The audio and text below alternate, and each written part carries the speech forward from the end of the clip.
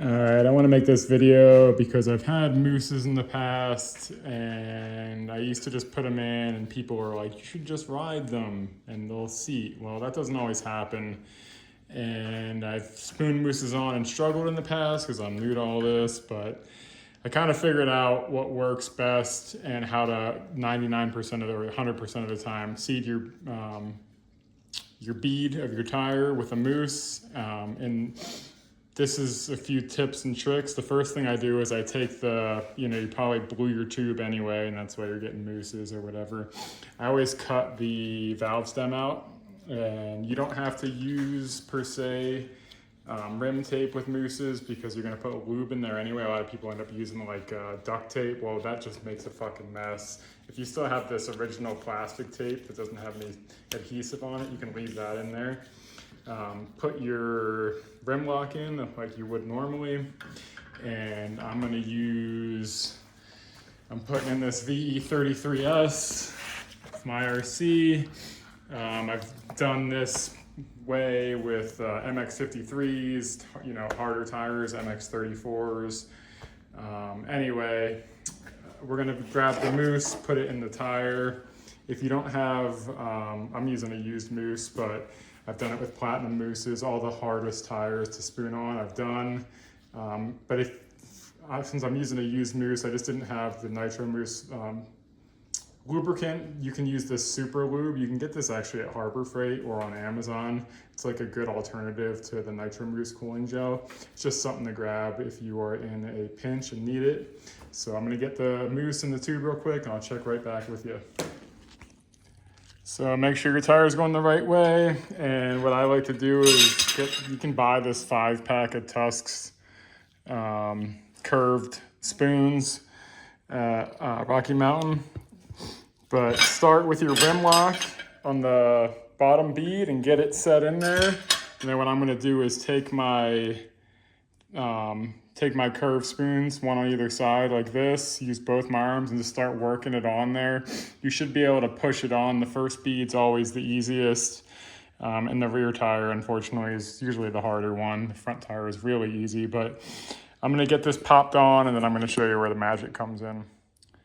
I'm using my spoons and the curved part is going with the curvature of the tire here.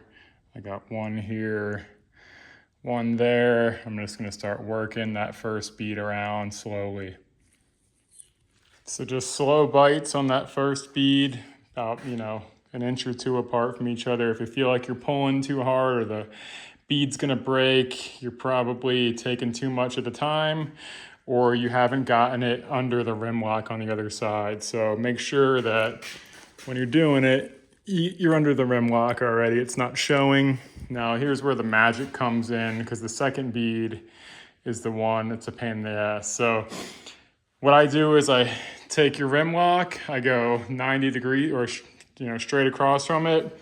I'm gonna use my spoon to spoon this over, a 12, a 10 and a 2 position. I'm gonna put vice grips on. You'll see here in a second, you can put something on your wheel if you don't want to scratch it. This is a fucking dirt bike. I don't really care about scratching the wheel. Some people are crazy about their dirt bikes, and that's up to you. But I'm gonna get them on there and I'll show you what it looks like. So what I do is I take my spoon like this and I push down, on your bead like this, and make sure that you get your vice grip all the way down in there. And what you're trying to do is push this tire down so you have more room in the drop center to have your tire move. So if your tire's down like this, you're gonna have more room to pull this way with it. So what I'm gonna start doing here is spooning my tire on. I'm gonna use the spoons this way now, and I'm gonna do one on this side and one on the other side, push that down, and then we're gonna slowly start working our way towards the rim lock. So I've slowly taken a little bit off at a time, working my way towards the rim lock. I have just enough room to fit my spoons in. Now, I'm gonna bend this one over, and then while it's still up here, I'm gonna pull my rim lock back and put these two over. But I'll show you that here in a second. You run out of room, so it gets tight in here. So you want to make sure you can get these last 2 spoons in there prior to flipping this one over. So just get your spoons in there set up.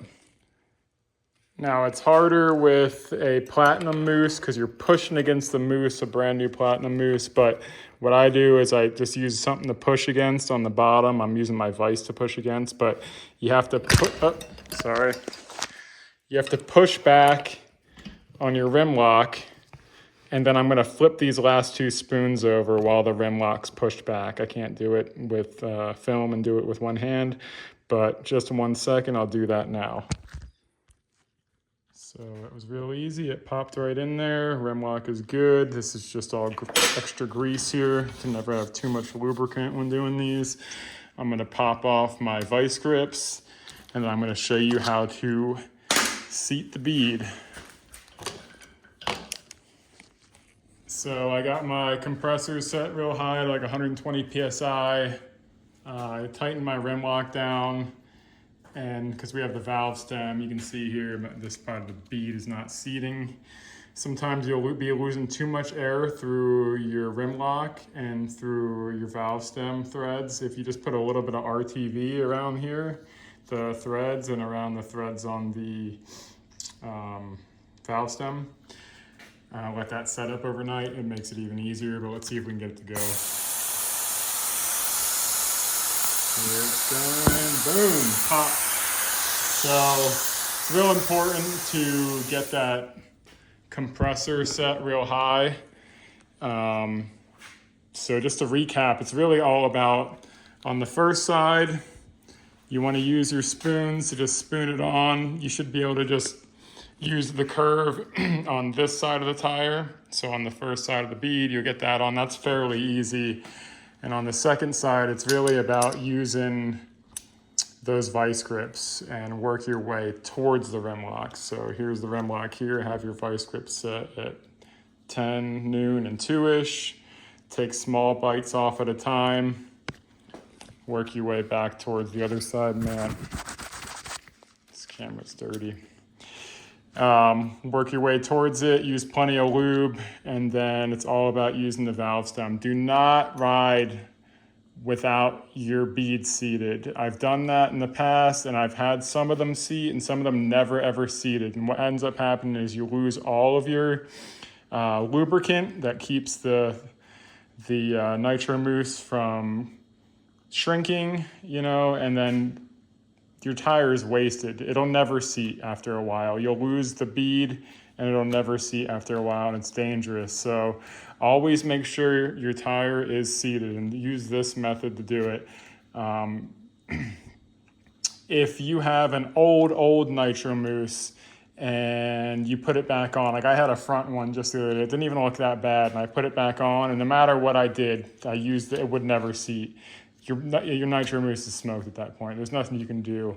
In the fronts, I use I think it's the 235s. I think they come in 220s and 235s. I use 235s on everything. You can spoon them into almost any tire. I just use an IRC. I use IRC VX30s in almost all of my fronts. And it called for a 220, and I was easily able to spoon a 235 into this IRC VX30 right here. So it lasts longer, it gives it more of a stiffer feel, and it's going to take up more space in there. So just some food for thought on that.